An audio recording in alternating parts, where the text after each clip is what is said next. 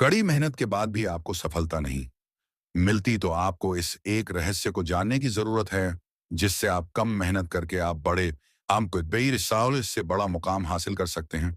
जो मुकाम हासिल करने के लिए एक वैदिक रहस्य को आपको मायना जानना होगा। उस रहस्य को हम आज के इस वीडियो में कहानियों के माध्यम से आपको समझाएंगे, तो बिना देर किए चलिए उन कहानियों की शुरुआत करते हैं। पहली कहानी, मेहनत से ना डरो। एक गांव में एक जवान लड़का रहता था और वही राजा अपने आलसपन और काम चोरी के लिए मशहूर था। सभी गांववासी उसे आलसी कहकर ही पुकारते थे, क्योंकि वह पूरे दिन एक पेड़ के नीचे पड़ा रहता और लेटते लेटते वह अपने फ्यूचर के बारे में सोचता रहता और अच्छे अच्छे सपने देखता। उसके दिन ऐसे ही आलस में गुजर रहे थे। लेकिन एक दिन उस गांव में एक साधु आए, जो कि अगले 3 दिनों तक उसी गांव में ठहरने वाले थे। वो दिन भर लोगों से निंदा करते और लोगों को उपदेश देते और रात में गांव के बाहर बने मंदिर में आराम करते। वो साधु जब भी दया लाने जाते और रात को वापस आते, तो वह साधु हर बार उस जवान लड्डिस को उसी पेड़ के नीचे लेटा हुआ पाते। साधु 2 दिनों तक यह सब देखते रहे और समझ गए कि यह लड़रेच का मानसिक आलस का गुलाम है। तीसरे दिन जब वो वापस लौट रहे थे, वो उस लचके के पास गए जो अभी भी उसी पेड़ के नीचे लेटा हुआ था। साधु ने लचके से कहा, बेटे, मेरे पास तुम्हारे लिए एक काम है। मैं चाहता हूं कि तुम उस बहादी के छोटी तक जाओ और वहां से मेरे लिए एक पंख लेकर आओ। लचके ने लेटे लेटे ही अपना सर पहाड़ी की तरफ किया और अपनी नजर उस पहाड़ देश की छोटी की तरफ ले गया और उसने साधु की तरफ देखा और उपहास लेते हुए कहा, यह असंभव है। मैं उस पदी के ऊपर तक नहीं जा सकता।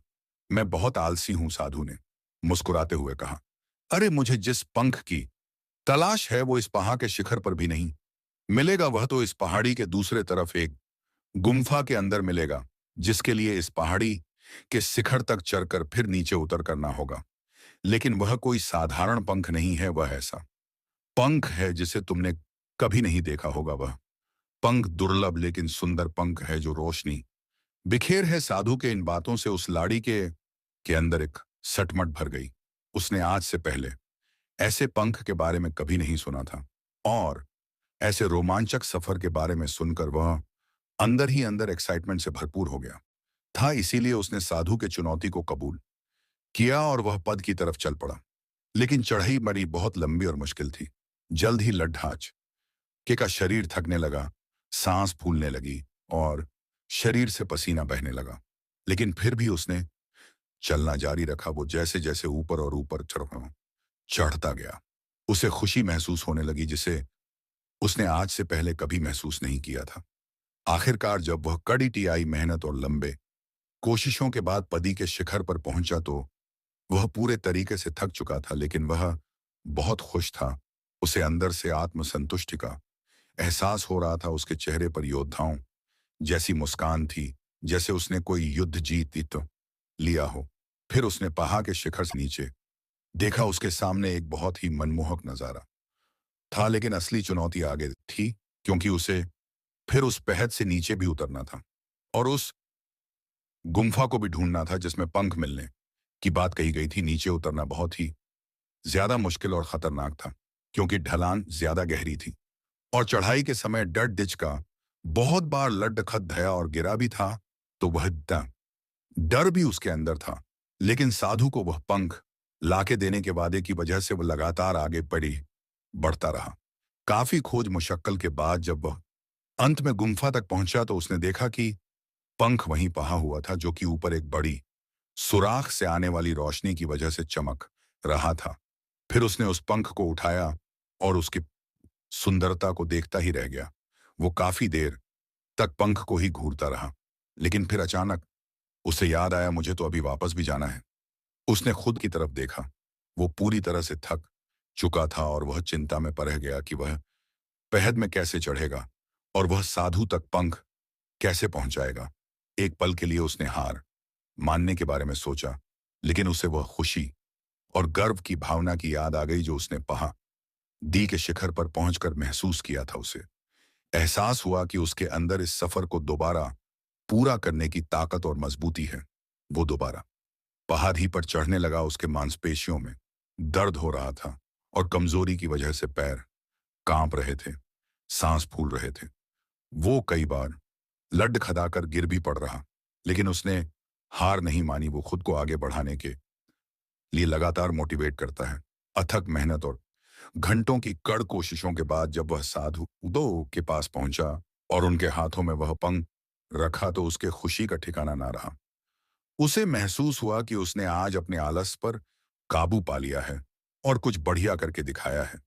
उसके चेहरे पर इतनी खुशी और संतुष्टि का भाव देखकर साधु मुस्कुराए और बोले, बहुत बढ़िया मेरे बच्चे, आज तुमने जीवन का बहुत ही महत्वपूर्ण सबक सीखा है कि आलस कोई ऐसी चीज नहीं है जिसे स्वीकार कर लिया जाए, बल्कि आलस एक चुनौती है जिसका आपके हाथ दूर करना होगा। यह एक बाधा है जिसे पार करना होगा। और आलस को खत्म करने के लिए तुम्हें अपना पहला कदम उठाना ही होगा, अपने मकसद की तरफ चलना ही होगा और तब तक चलते रहना पड़ेगा जब तक तू अपनी मंजिल को हासिल नहीं कर लेता। लड़ ढके ने साधु के शब्दों की गहराई और उसके मकसद को समझते हुए हाँ मैं अपना सर हिला दिया। आज उसे एहसास हुआ कि वह हमेशा ही बदी और महान चीजें करने में काबिल था, लेकिन उसके आलस ने उसे रोक रखा था। अब वो जानता था कि उसके पास अपने रास्ते में आने वाले किसी भी बाधा को वह दूर करने की ताकत और मजबूती है। इसके बाद साधु ने उस लड़के को आशीर्वाद दिया और उस गांव से चले गए। इस कहानी से सीखने वाली बात यह है कि मकसद लगने इम्पॉसिबल के बावजूद भी अगर हम उसे पूरा करने के लिए खुद को आगे बढ़ाते हैं, तब हम अपने अंदर ऐसी ताकत और मजबूती की खोज करते हैं जिसके बारे में हम कभी नहीं जानते थे। आलसपन पर काबू पाने के लिए हमें खुद को चुनौती देनी चाहिए और बड़ा सपना देखना चाहिए। फिर चाहे उस सपने को पूरा करना कितना ही मुश्किल क्यों ना हो, हमें लगातार मानसिक और शारीरिक तरीके से आगे बढ़ते रहना चाहिए। बाधाओं और असफलता के बावजूद मजबूत रहना चाहिए। हमें अपने लिए एक नियम बनाकर उस पर टिके रहकर अपने डेली लाइफ को भी विकसित करना चाहिए। हमें कुछ ऐसी आदतें बनानी चाहिए जो मन ना लगने पर भी फोकस और एक्टिव रहने में मदद करेंगे। आलसन करने का मतलब मानसिकता विकास करना है। इसका मतलब चुनौतियों और असफलताओं को विकास और सीखने की अपॉर्चुनिटी के रूप में देखना, ना कि हार मानने के रूप में। तो दोस्तों, अब चलिए हमारे दूसरी कहानी की शुरुआत करते हैं। दूसरी कहानी बेस्ट रंग। टेक डड्ढे कर देने वाली लड़ रहा है तू, झगड़ रहा है तू अपने विचारों से और अपने हालातों से और अनगिनत चिंताओं से। वैसे तो जिंदगी में ज्यादा कुछ नहीं है, लेकिन जितना भी है उसे भी खोने का अंदर एक डर है। मन तो ना जाने कितने ही चीजों का करता है, लेकिन जहां इच्छा पूरी करने के लिए पैसों की बात आती है, वहां पर मन को हमेशा मारना पड़ता है। अगर घर पर कोई बीमार है तो मन करता है कि इनकी अच्छी जगह इलाज कराएं, लेकिन चाहकर भी नहीं करा पाते। कहीं शादी में जाना होता है तो पहले से चिंता होती है कि पहनेंगे क्या। अगर सैम कपड़े हर जगह पहनेंगे तो लोग क्या सोचेंगे, शर्म आती है। उस समय तकलीफ होती है दिल में। जब पापा को दिन भर काम करता हुआ देखते हैं, वह खुद की इच्छा दबा लेंगे, लेकिन वह अपनी पूरी कोशिश करेंगे कि जब तक जिंदा है तब तक तुम्हारी पूरी ख्वाहिशों को पूरा करें।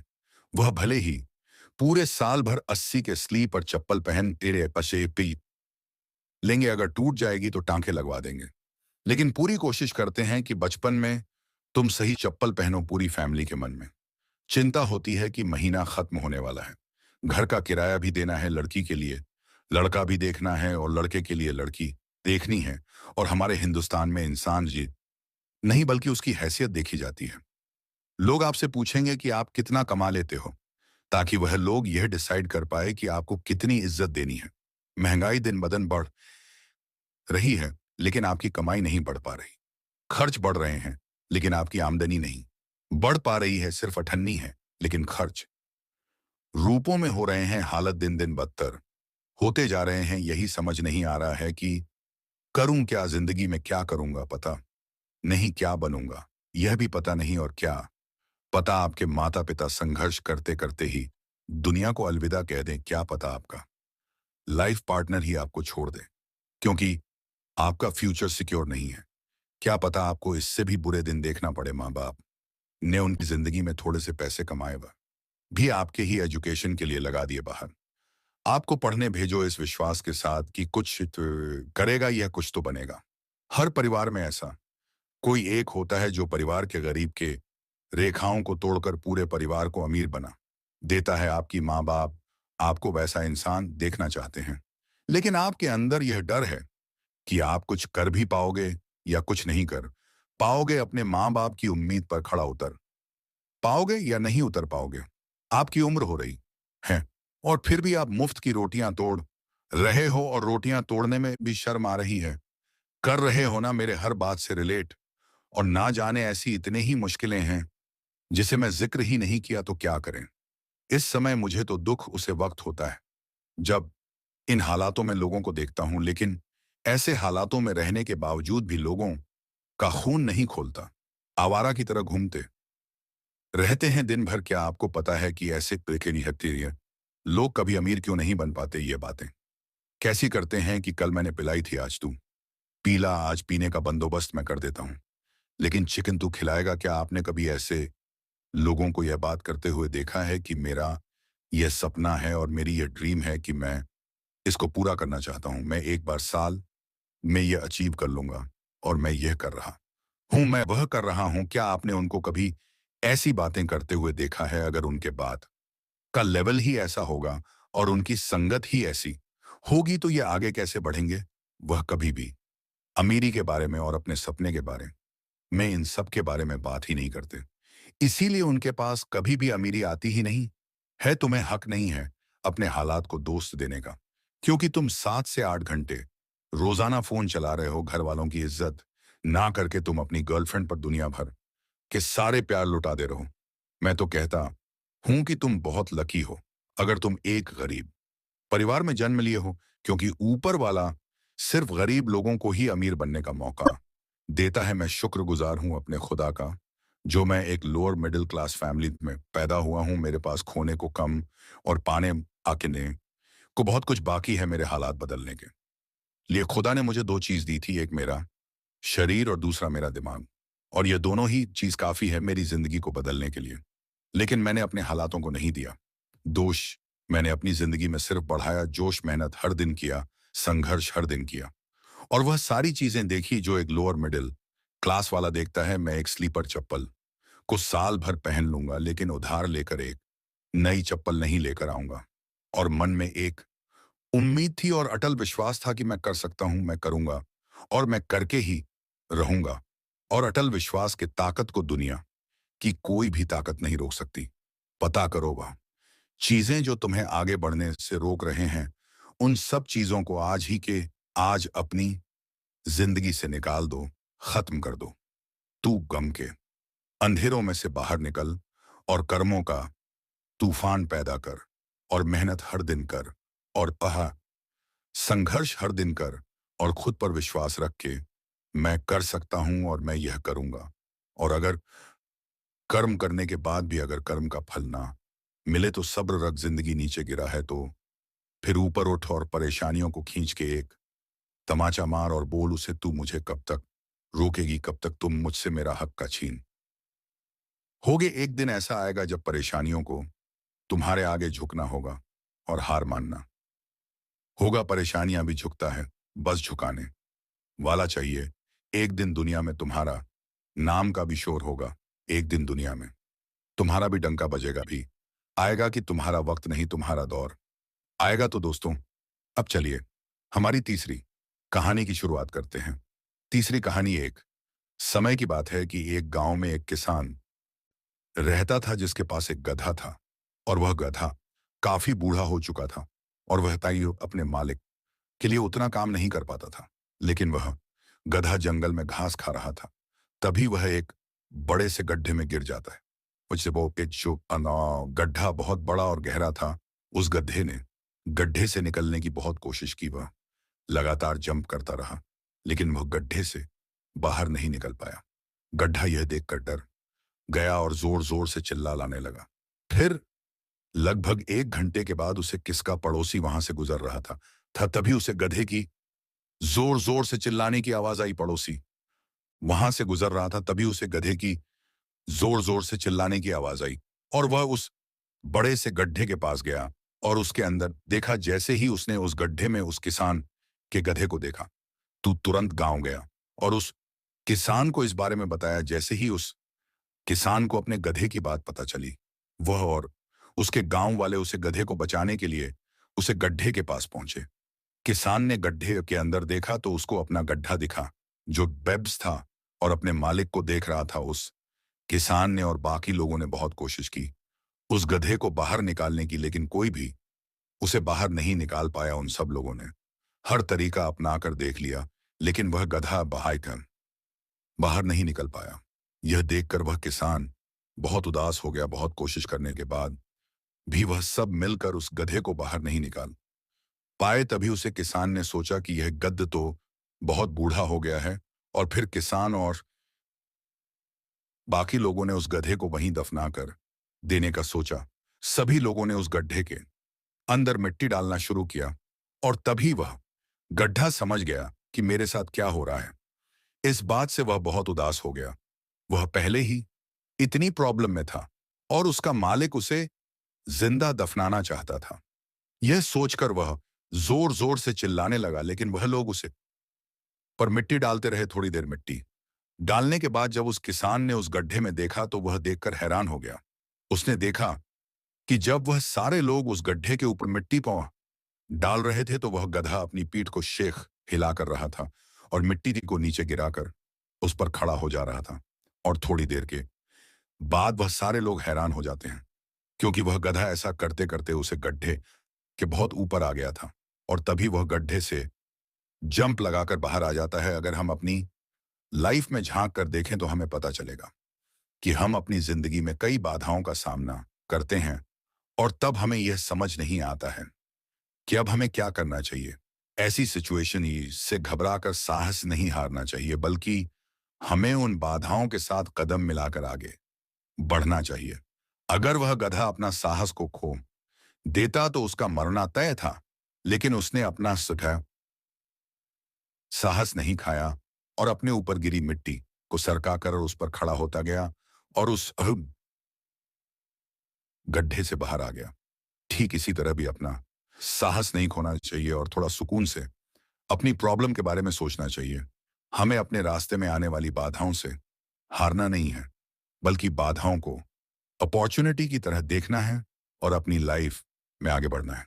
तो दोस्तों, अब चलिए हमारे चौथी कहानी की शुरुआत करते हैं। चौथी कहानी, एक मकड़ी ने आराम से रहने के लिए एक शानदार जाला बनाने का विचार किया और सोचा कि इस जाले में खूब कीड़े मक्खियां फंसे करा और मैं उन्हें आहार बनाकर मजे से रहूंगी। उसने कमरे के एक कोने में जाला बुनना शुरू किया। तभी अचानक उसकी नजर बिल्ली पर पड़ी, जो उसे देखकर हंस रही थी। मकड़ी को गुस्सा आ गया, लेकिन बिल्ली बोली, हंसू नहीं तो क्या करूं, यहां मक्खियां नहीं है, यहां कौन आएगा तेरे जाले में। बात मकड़ी के गले उतर गई। उसने अच्छी सलाह के लिए बिल्ली को धन्यवाद दिया और झाला अधूरा छोड़कर दूसरी जगह तलाश करने लगी। उसने खिड़की में झाला बुना शुरू किया। तभी एक चिड़िया आई और मकड़ी का मजाक उड़ाते हुए बोली, अरे मकदीरा, अरे यहां तो खिड़की से तेज हवा आती है, तू तो अपने जाले के साथ ही उड़ा डाट जाएगी। मकड़ी को चिड़िया की बात ठीक लगी और वह वहां भी जाला अधूरा बना छोड़कर सोचने लगी, अब कहां नाला बनाया जाए। तभी उसे एक अलमारी का खुला दरवाजा दिखा और उसने उसी में अपना जाला बुनना शुरू किया। कुछ जाला बुना ही था, तभी उसे एक काकरोच नजर आया जो जाले को अचरज भरी नजरों से देख रहा था। बोला, अरे यहां कहां जाला बुनने चली आई, ये तो बेकार की आलमा, अभी यह यहां पड़ी है, कुछ दिनों बाद इसे बेच दिया जाएगा, तुम्हारी सारी मेहनत बेकार चली जाएगी। यह सुनकर मकड़ी ने वहां से हट जाना ही बेहतर समझा। बार बार प्रयास करने से वह काफी थक चुकी थी और उसके अंदर जालान सरशरे गए थी, बुनने की ताकत ही नहीं बची थी। उसे पछतावा हो रहा था कि अगर पहले ही जाला बुन लेती तो अच्छा रहता। उसने पास से गुजर रही चींटी से मदद करने का आग्रह किया। चींटी बोली, मैं बहुत देर से तुम्हें देख रही थी, तुम बार बार अपना काम शुरू करती और दूसरों के कहने पर उसे अधूरा छोड़ देती, और जो लोग ऐसा करते हैं उनकी यही हालत होती है। और ऐसा कहते हुए वह अपने रास्ते चली गई और मकड़ी पछता हुई निढाल पड़ी रही दूसरों की। बात अगर सुनते रहोगे तो खुद का कब सुनोगे। तो दोस्तों, अब चलिए हमारे पांचवी कहानी की शुरुआत करते हैं। पांचवी कहानी, घास और बांस। एक व्यापारी था, किसी कारणवश उसका बिजनेस पूरी तरह डूब गया और वह पूरी तरह हताश हो गया। वह अपने जीवन से बुरी तरह थक चुका था। एक दिन परेशान होकर वह जंगल में गया और काफी देर वहां अकेला बैठा रहा। कुछ सोचकर भगवान से बोला, मैं हार चुका हूं, मुझे कोई एक वजह बताइए कि मैं क्यों ना हताश हूं। मेरा सब कुछ खत्म हो चुका है। भगवान ने जवाब दिया, तुम जंगल में इस घास और बांस के पेड़ को देखो। जब मैंने घास और इस बांस के बीज को लगाया, मैंने दोनों की देखभाल की, बराबर पानी दिया, बराबर प्रकाश दिया। घास बहुत जल्दी बड़ी होने लगी और इसने धरती को हरा भरा कर दिया। लेकिन बांस का बीज बड़ा नहीं हुआ। लेकिन मैंने बांस के लिए अपनी हिम्मत नहीं हारी। दूसरे साल घास और घनी हो गई, उस पर झाड़ियां आने लगी, लेकिन बांस का बीज वैसा को वैसा ही रहा। लेकिन मैंने फिर भी बांस के बीज के लिए हिम्मत नहीं हारी। तीसरे साल भी बांस के बीज में कोई वृद्धि नहीं हुई, लेकिन मित्र, मैंने फिर भी हिम्मत नहीं हारी।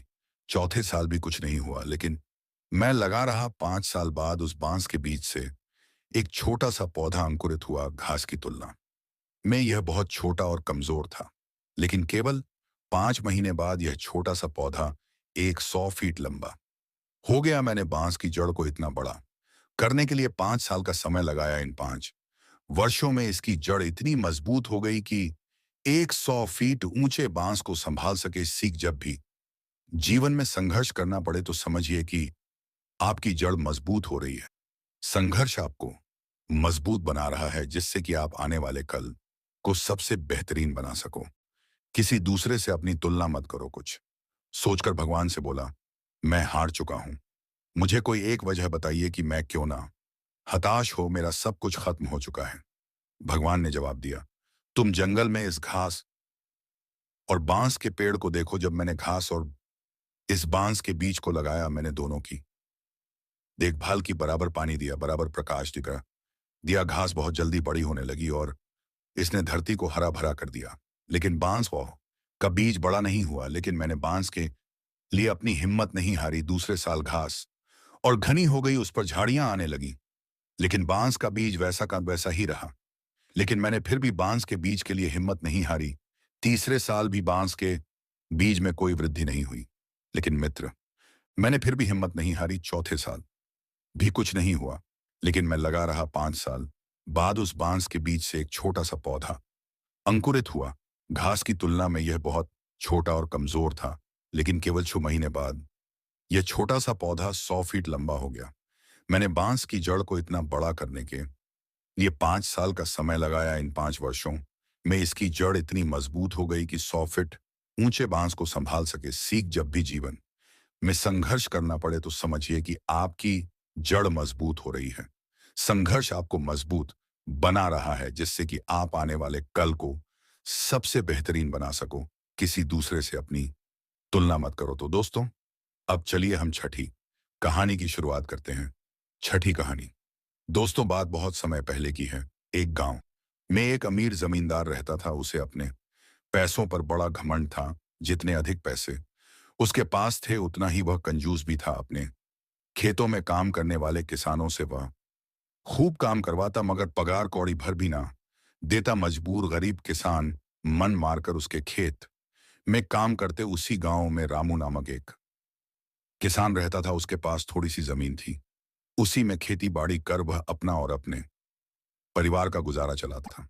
रामू बड़ा मेहनती था। वह दिन भर अपने खेत में काम करता और अपनी मेहनत के दम पर इतनी फसल प्राप्त कर लेता कि अपने परिवार के लिए 2 वक्त की रोटी जुटा सके।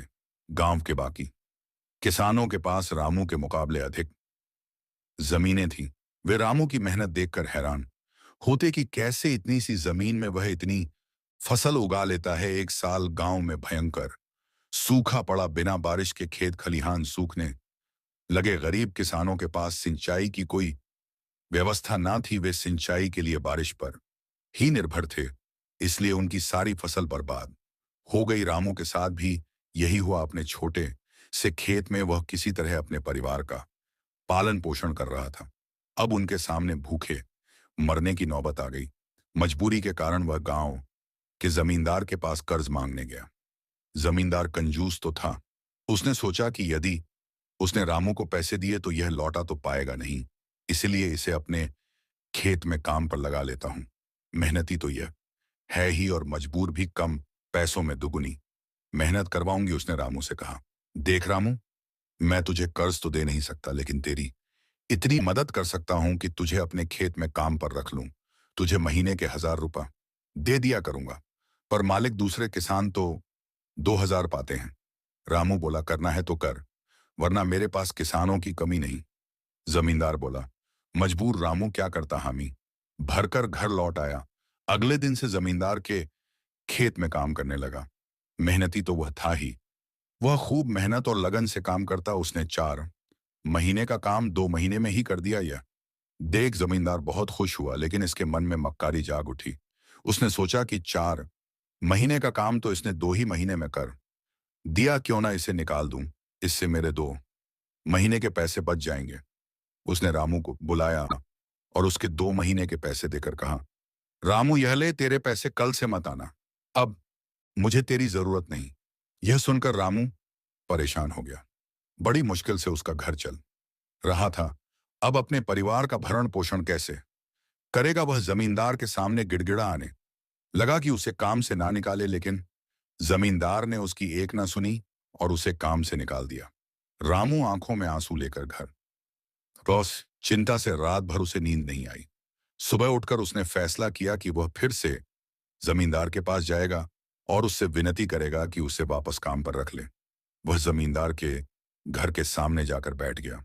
सुबह उठकर जाट जमींदार अपने घर से बाहर निकला तो रामू को घर के सामने बैठा हुआ देखा। उसने रामू से पूछा, क्या हुआ रामू, क्यों आया है रामू। जमींदार की पैरों पर गिर पड़ा और गिड़गिड़ा हुए बोला, मुझ पर दया कीजिए मालिक, मुझे काम पर रख लीजिए, मेरा परिवार भूखा मर जाएगा। जमींदार ने उसकी एक ना सुनी और उसे धक्के मार वहां से निकाल दिया। रामू उस समय तो वहां से चला गया, लेकिन अगली सुबह फिर सेठ के घर के सामने जाकर बैठ गया। जमींदार ने उसे फिर बुरा भला कहकर भगा दिया।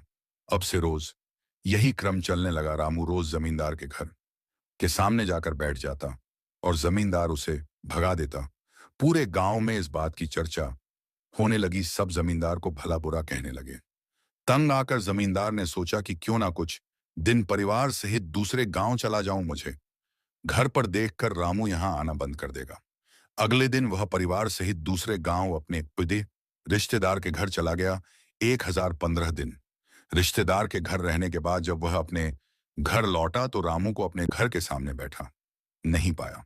वह मन ही मन खुश हुआ कि चलो उससे पीछा छूटा, लेकिन वह चकित भी हुआ कि आखिर रामू ने आना बंद क्यों कर दिया। उसने गांव वालों को बुलाकर पूछा तो पता चला कि रामू घायल है और अपने घर पर पड़ा हुआ है। जमींदार ने पूछा, क्या हुआ उसे। एक जमींदार ने कहा, मालिक आप जब दूसरे गांव चले गए थे तब भी रामू आपके घर के सामने बैठा रहता था। एक दिन आपका खाली घर देखकर कुछ चोर चोरी करने के इरादे से आपके घर और में घुसे, लेकिन वे रामू की नजर में आ गए। रामू अपनी जान की परवाह ना कर उनसे उलझ गया और उन्हें भगा दिया। उनके बीच हुई हाथ पाई के कारण रामू घायल हो गया। यह जानकर जमींदार को खुद पर शर्म आने लगी कि उसने रामू के साथ कितना बुरा किया, लेकिन इसके बाद भी रामू उसके घर चोरी होने से बचाने के लिए चोरों से उलझ गया। वह पछताने लगा। उसने रामू के घर जाने का फैसला किया। वह रामू के घर पहुंचा तो देखा कि रामू बड़ी दयनीय अवस्था में चारपाई पर पड़ा हुआ है। उसके बच्चे भूख से बिलख रहे हैं। यह देख जमींदार का दिल भर आया। उसने रामू से अपने किए की माफी मांगी, उसका इलाज करवाया और ठीक होने के बाद अच्छी पगार के साथ उसे फिर से काम पर रख लिया। दोस्तों, यह कहानी हमें यह शिक्षा प्रदान करती है कि कभी किसी के साथ बेईमानी नहीं करनी चाहिए, सदा जरूरतमंदों की सहायता करनी चाहिए और अपना काम ईमानदारी से करना चाहिए। तो दोस्तों, अब चलिए हमारी 7वीं कहानी की शुरुआत करते हैं। 7वीं कहानी। अब 7वीं कहानी कुछ इस प्रकार शुरू होती है। एक राजा के पास एक सुंदर घोड़ी थी। वह उससे बहुत प्रेम करता था और उसका विशेष ख्याल रखता था। इसका कारण था कि युद्ध क्षेत्र में घोड़ी ने कई बार राजा के प्राणों की रक्षा की थी। यह घोड़ी की वफादारी थी जिसने राजा का दिल जीत लिया था। घोड़ी ने कई वर्षों तक राजा की सेवा की और पूर्ण वफादार बनी रही। जब उसकी उम्र हो गई तो उसकी जगह उसके बेटे ने ले ली। वह हष्ट पुष्ट था मगर उसमें एक खामी थी। वह जन्म से ही काना था। इस बात को लेकर वह हमेशा दुखी रहा करता था।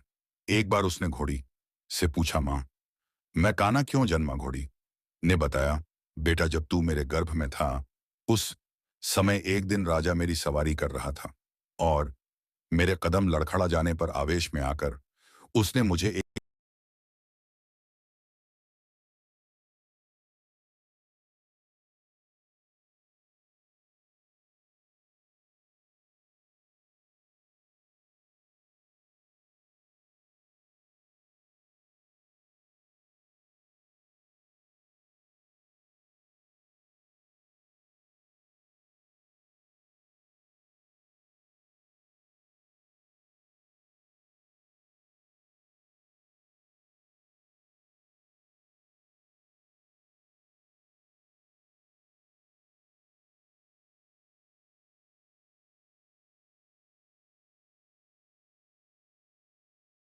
चाबुक मार दिया था। शायद यही कारण है कि तू काना जन्मा। यह सुनकर काने घोड़े का मन राजा के प्रति क्रोध से भर उठा। वह बोला, माँ, राजा ने मुझे जीवन भर का दुख दिया है, मैं उससे इसका प्रतिशोध लूंगा। घोड़ी ने समझाया, नहीं बेटा, राजा हमारा पालक है, उसके प्रति प्रतिशोध की भावना अपने हृदय में मत ला।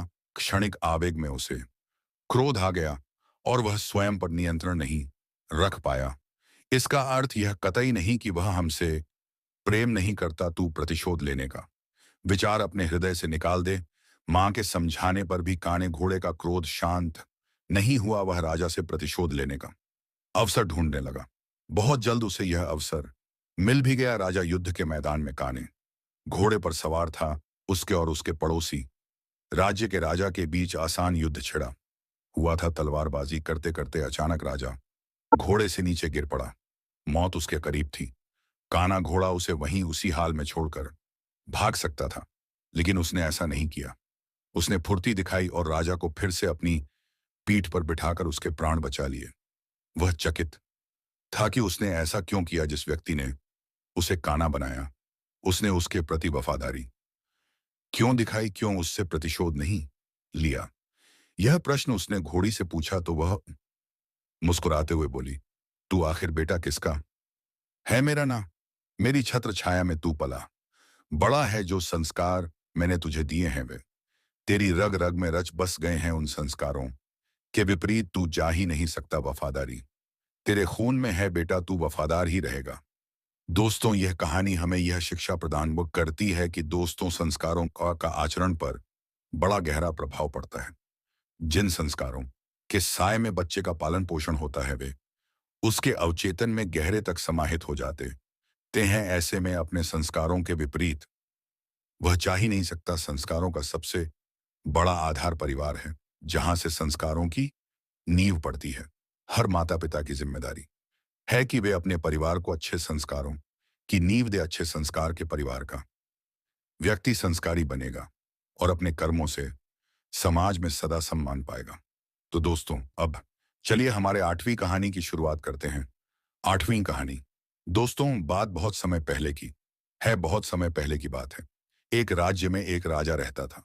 वह अक्सर वेश बदलकर अपने राज्य के गांव और नगरों के भ्रमण पर निकलता और प्रजा के हालचाल लिया करता था। एक दिन वह हमेशा की तरह वेश बदलकर भ्रमण पर निकला। एक रास्ते पर पहुंचकर उसे विचार आया कि क्यों ना मैं अपने राज्य के लोगों की परीक्षा लूं।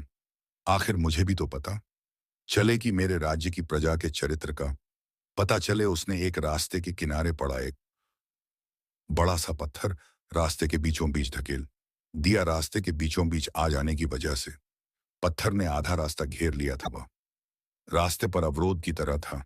राजा पेड़ के पीछे छुप गया और देखने लगा कि कौन उस रास्ते के पत्थर को हटाता है।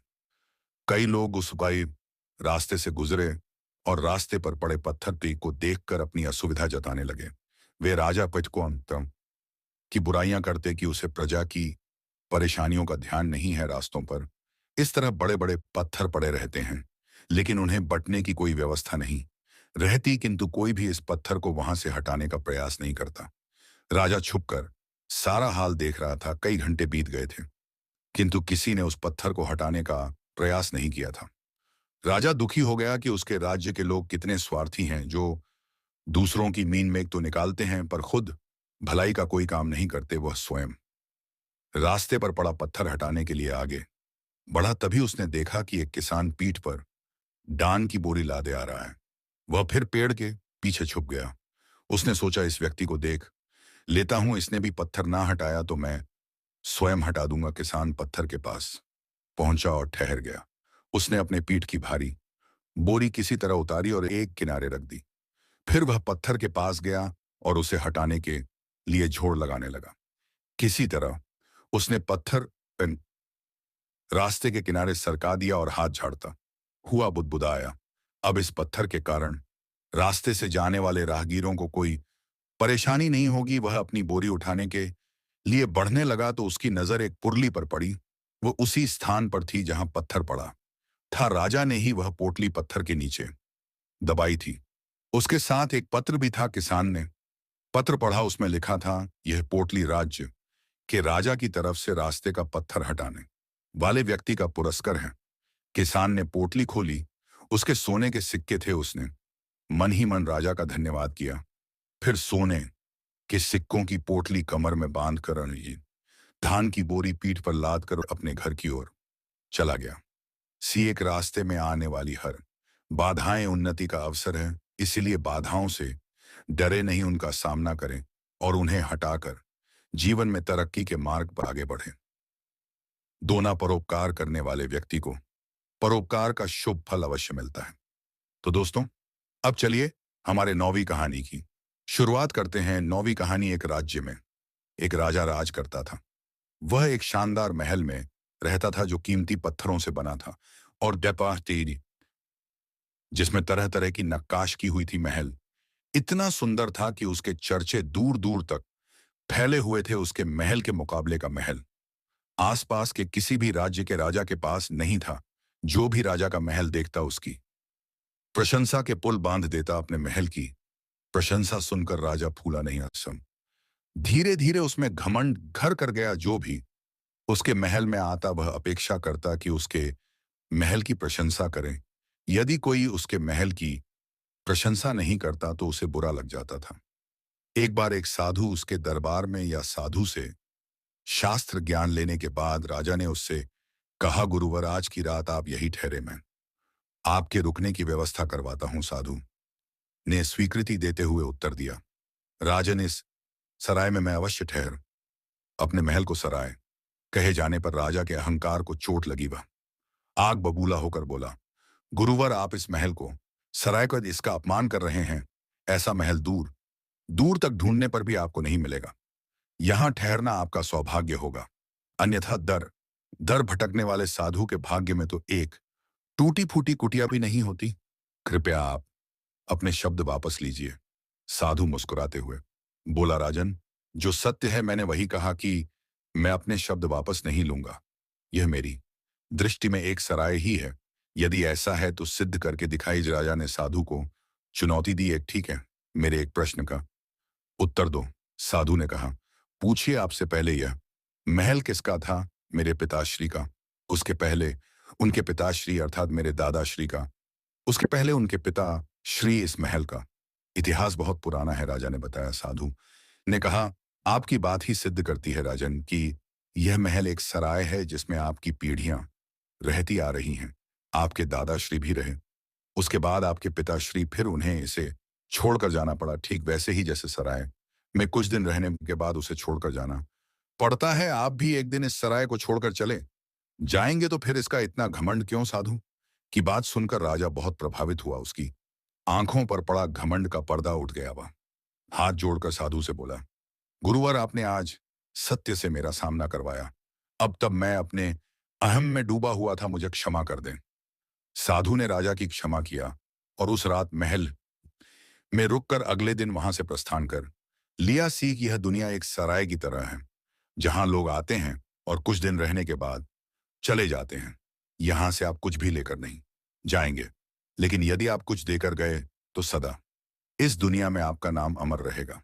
इसीलिए अच्छे कर्म कीजिए, लोगों की सेवा कीजिए और इस दुनिया को बेहतर बनाने में अपना योगदान दीजिए। तो दोस्तों, अब चलिए हमारे 10वीं कहानी की शुरुआत करते हैं। 10वीं कहानी। एक राज्य में जयसिंह नामक बुद्धिमान राजा राज तानी करता था। वह इतना बुद्धिमान था कि किसी भी दाम समस्या का तुरंत निराकरण कर देता था। उसके चर्चे दूर दूर तक के राज्यों तक फैले हुए थे। कई पड़ोसी राज उसकी बुद्धिमानी से ईर्ष्या करते थे और उसे नीचा दिखाने के प्रयोजन से उसकी बुद्धि की परीक्षा के लिए तरह तरह के पतरे आजमाते थे। एक बार एक पड़ोसी राजा की पुत्री राजकुमारी चंद्रकला के कानों में राजा जय सिंह की बुद्धिमानी के चर्चे पड़े। उसने भी उसकी परीक्षा लेने की ठान ली।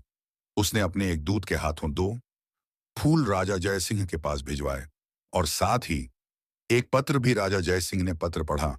पत्र में लिखा था, महाराज, आपकी बुद्धिमानी के चर्चे बहुत सुने होंगे। आप वाकई बुद्धिमान है तो मेरे द्वारा भिजवाए दो फूलों में से असली और नकली फूल को पहचानिए। ध्यान रहे, आप उन्हें छू नहीं सकते। राजा ने देखा कि दोनों फूल बिल्कुल एक जैसे हैं, उनमें कोई भिन्नता नहीं। कुछ देर विचार करने के बाद राजा ने अपने एक सेवक को महल वन की खिड़कियां खोलने का आदेश दिया। सेवक ने खिड़कियां खोल दी। महल की कई खिड़कियां शाही बाग की तरफ खुलती थीं। कुछ देर में कुछ मधुमक्खियां महल में प्रविष्ट हुई। पड़ोसी राज्य के दूध के हाथों के 2 फूलों में से एक फूल पर वे मंडराने लगी। राजा जय सिंह समझ गए कि वही असली फूल है। उन्होंने उस फूल की तरफ संकेत करके कहा कि वही असली फूल है। राजा का उत्तर सही था। दरबार में राजा की बुद्धिमानी की प्रशंसा होने लगी। दूर ने वापस जाकर राजकुमारी चंद्रकला को राजा जय सिंह के उत्तर के बारे में बताया। राजकुमारी भी उनकी बुद्धिमान पर प्रसन्न हुई और अपने पिता से कहकर उनसे विवाह करने की इच्छा प्रकट की। कुछ ही दिनों में राजा जय सिंह और राजकुमारी चंद्रकला का विवाह हो गया और वे लोग सुख से जीवन व्यतीत करने लगे। सीख बुद्धिमानी हर प्रश्न का हल और हर समस्या का निराकरण है। इसलिए जब भी कोई प्रश्न या समस्या सामने हो तो बुद्धि का प्रयोग करें। तो दोस्तों, अब चलिए हमारे 11 वही कहानी की शुरुआत करते हैं। कहानी। एक गांव में एक किसान रहता था। वह बहुत लालची था। अपने लालच के कारण अक्सर वह गांव के लोगों को धोखा दिया करता था। धीरे धीरे गांव के लोग उसका स्वभाव अच्छी तरह समझ गए और उससे किनारा कर लिया। किसान के घर में उसकी पत्नी और 2 बच्चे थे। गांव के लोगों द्वारा किनारा कर लेने पर पत्नी ने किसान को बहुत समझाया कि लालच छोड़ दे और दूसरों को अपने फायदे के लिए इस्तेमाल ना करे, ना ही धोखा दे। लेकिन किसान नहीं माना। तंग आकर किसान की पत्नी बच्चों सहित अपने मायके चली गई। किसान घर पर अकेला रह गया। खेत के काम के साथ ही घर के काम की जिम्मेदारी भी उसके सिर पर आ गई। वह अब भी रोज खेत में जाता और काम करता, लेकिन काम के दोहरे बोझ के कारण उसका काम प्रभावित होने लगा। गांव में कोई उसके साथ काम नहीं करना। दिल से अच्छी लगी हो तभी इस वीडियो को लाइक कर देना और आपने अब तक इस चैनल को सब्सक्राइब ना किया हो तो चैनल बुद्धा सारांश को सब्सक्राइब भी जरूर कर देना। आपका हर दिन शुभ हो और खुशियों से आपका जीवन भर रहे।